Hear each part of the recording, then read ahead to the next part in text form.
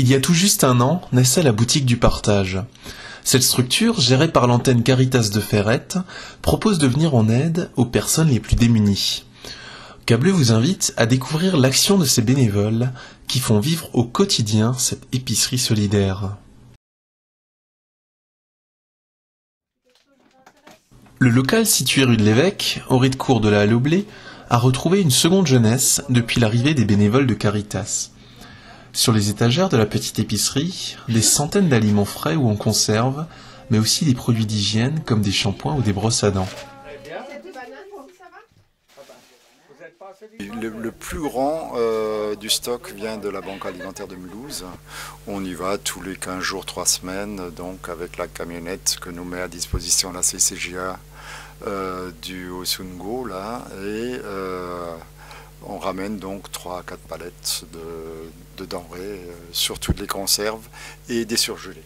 Le reste vient de collecte ici sur place, et puis ce qu'on Simply Market surtout nous donne en direct des produits frais, des produits qui vont être en limite de péremption.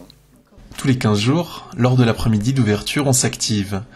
Les bénéficiaires retrouvent les bénévoles de Caritas pour composer ensemble un panier de courses, véritable ballon d'oxygène pour ces personnes qui se retrouvent souvent en situation de précarité.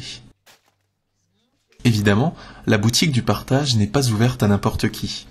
Les bénéficiaires, aux revenus généralement faibles, sont dirigés vers Caritas par des assistantes sociales. L'action de l'association leur permet de sortir la tête de l'eau et d'envisager l'avenir un peu plus sereinement. Sur le projet épicerie, Caritas travaille en étroite collaboration avec le Centre communal d'action sociale de Ferrette, dirigé par l'adjointe Chantal Dittelin.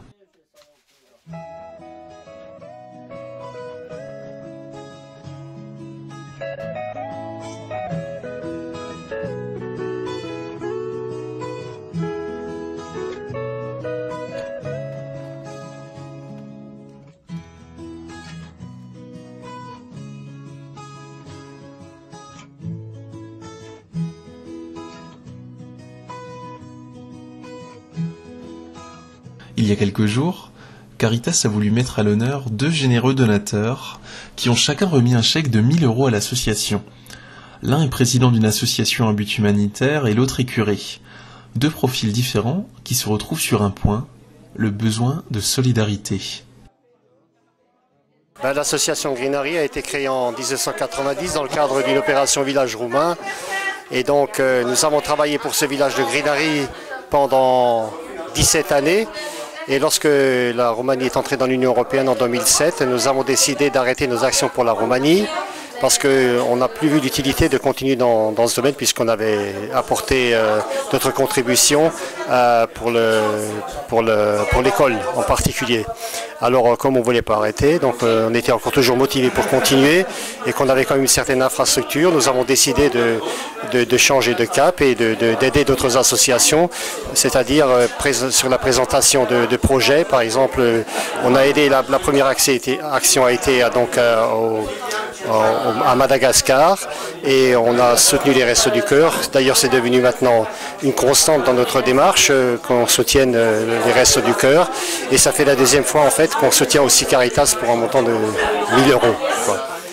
J'ai fêté mes 80 ans au mois d'août et donc j'avais invité les paroissiens et je leur avais demandé de ne pas faire de dons, à l'exception de dons financiers pour des œuvres caritatives.